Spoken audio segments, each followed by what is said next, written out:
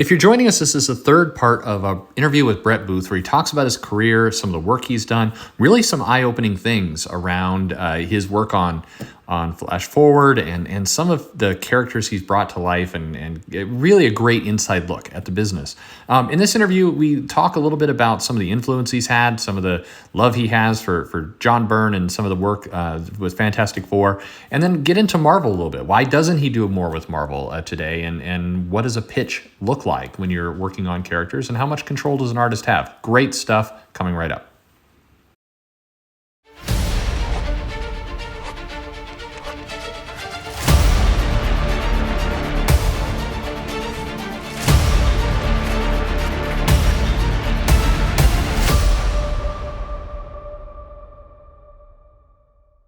I think that's going to shock people. I guarantee you there'll be people. And the other thing, that was easily one of the best looking books last year. I'm not saying it because you're here. I mean, many shows and panels and things I'm on, that book consistently comes up as incredible. Just the art, just detailed and no thanks. Yeah, wonderful. no, it's funny because Scott said something to me.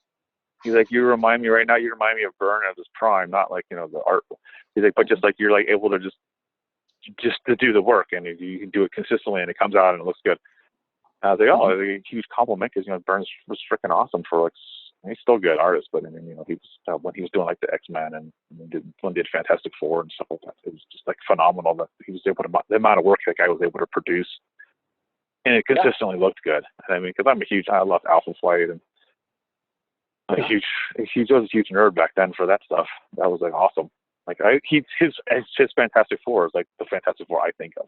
So. Yeah, same here. I agree. I mean, I of course I love the old Kirby stuff, but Byrne's Fantastic Four it's unfortunately it means that every chance since then I'm always weighing it against Byrne's version, which is perhaps not. Yeah.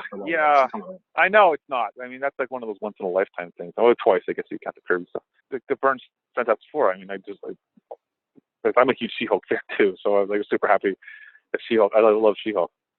So I was like, when I did the Fantastic Four for the Heroes and Born thing, I was like, can we put She-Hulk on it? Yeah. No, we have to use the thing. No, damn it, I can't draw the thing well.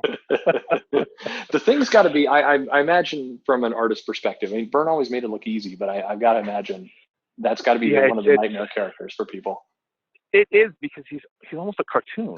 He's like a caricature of kind of like a character. It's like not like the same thing. So if you draw like that's my biggest problem, I think, with him. It's like I can do cartoony stuff. It's, for some reason I just can't wrap my head around the thing. And some people ask me, who's the most difficult character to draw? It's the Thing. That's the most difficult character to draw. It's the Thing. He's the one who gives me the most trouble. I always have problems with him.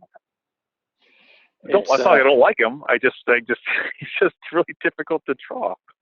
I mean, there's a lot of characters. I'm not an artist. I sketch from time to time just to relieve pressure, and there's definitely characters I like. And the Thing is one of them that I just will never draw for that reason. I mean, it's just unfun for me to draw. I love the character, but cannot draw the character. So yeah, well, it's funny. I mean, you don't know. Sometimes I'll ask you to draw stuff, and you're like, I don't know if I'm gonna like this character. I don't know if I'm gonna like that character until you actually draw them. So like a character that I did think I was going to like was Thor. Oh. When we did the Heroes Are Born thing, and like there's all the Avengers are in this. I was looking forward to drawing Captain America. I was like, oh, he's okay. And I wound up drawing Thor. I was like, oh man, I love drawing Thor. Thor's awesome. I'd like to see you on Thor right now, actually. I mean, nothing against the current team, but you would kill it. No, I would love to do Thor. I don't know. Marvel's weird. Yeah. Marvel's weird. That's what a lot of people say. And I of course don't want to get you in trouble with anything, but it. Well, are they going to not hire me more? Fair enough. Fair enough. But it brings up something. We were a couple people were talking about you and your work, and this comment came up, which I found bittersweet, and hopefully I don't bum you out with it. You are kind of this artist of an era that draw these superhero books that really kind of put a lot of detail, like Byrne, like a lot of Walter Simonson back in the day, just a lot of greats that draw really good superhero books. And these days, the people who are producing that style on a monthly basis are far and few between. It's changed. Yeah. So I think And a lot of fans, I think, struggle with that of just the art has shifted, and so that you're like one of the last ones left. No pressure. I know, and I think I love drawing. I don't. I get annoyed when they don't ask me to do a cover for a book I'm working on. Oh yeah, but I us actually too. prefer doing the interiors. I love drawing the interiors. Yeah. I love drawing the story. Like the story. That's to me. That's the comic. Is this? And the covers are cool. It's just kind of like a snapshot of the interior. Yeah. But I like to tell the stories. So that's what I'm going to continue to do as long as I can. I mean, what was that thing that goes? Oh, Kirby started doing the Fantastic Four when he was like 44. I was like, oh, okay, all right. I don't feel so bad now. Now I'm 47. So, so yeah, I don't plan on stopping. I won't ever. I just like doing it too much. Just even if I'm trying to start doing some of my own stuff, just so that I can continue to do kind of the more exciting, big, splashy, fighty comic books. That's just what I like to do. So I'm going to see if I can try to squeeze that in my spare time. Well, I see it. I see people ask you this a lot, and to the point of annoying you. Like I just kind of wish people would just go back 2 days. You could see you answering the question 2 days ago. But do you have ambitions to do your own book? Do you have, just to for people who may be listening now, what kind of book would you do? Well, it's a superhero book, kind of Excellent. more. I got two. Actually, I got a couple. I got the one Parsec. The first book of that is done. Pencils. Nice. Script. First version of the script is done. I got to get it. Get it also, and Andrew Dahlhaus to color it. Ink it and color it. But now I'm a little worried with what's going on. If crowdfunding might not be as profitable. I'm also doing. I got like 8 pages drawn of a thing I'm putting on my Patreon, so that you've put out like 3 or 4 pages, 2 or 3 pages every month. I had to put everything on hold for last year when they did the Bloodshot and Wally, because I just couldn't draw, the 12, 13, 14 comics in a year, and then in addition to that, why not? Pages yeah. I tried to squeeze some things in. I mean, I did manage to get like a 4-page short for some Amazon thing that I don't know if it's going to happen or not. But that's drawn as well. I'm going to squeak that in. But just so on Patreon, there'll be like a black and white comic, and then once it hits like enough, I can put it out as a regular comic and get that colored up. That's just, I guess, if you go to my Patreon and leave the $1 tier, you can see it. It's just basically. I think I'd love if I could get like enough people on there to actually just do the comics on that and then put them out as well. That's like my pipe dream.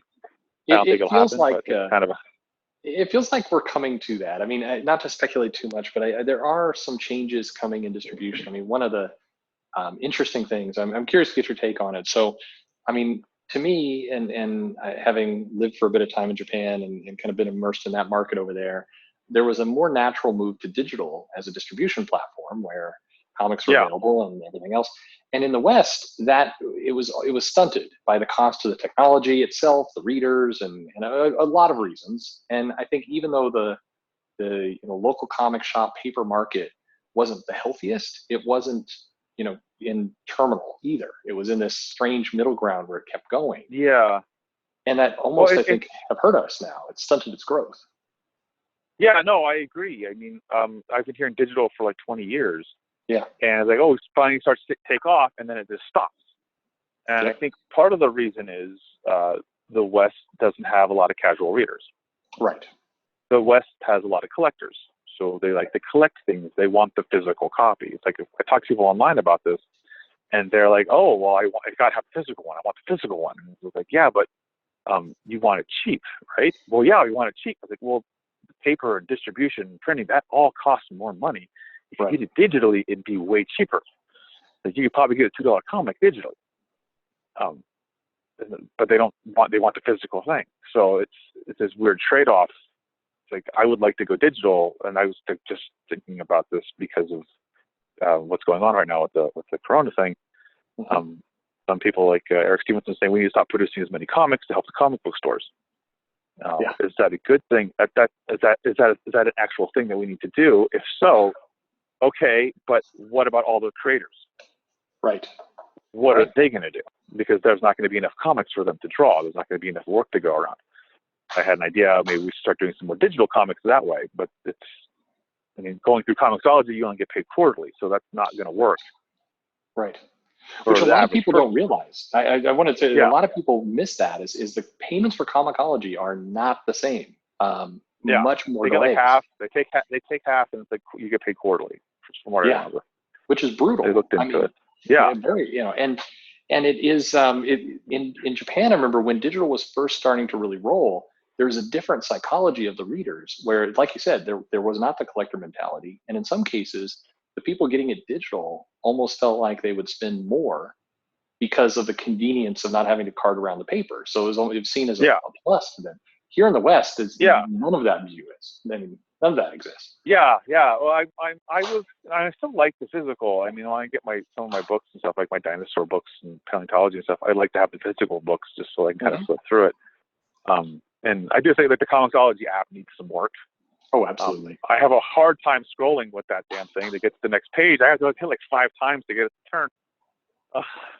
But I do like the convenience of it. It's like, and I can't buy it through Amazon. That's the annoying thing. Right. I have to like buy it through something and then open it up through another program to get it to run. And I'm just like, this is like, I'm lazy. That's like too many. It's one too many steps. It is, and it's why people often. I think I made a comment about it. People complain about piracy.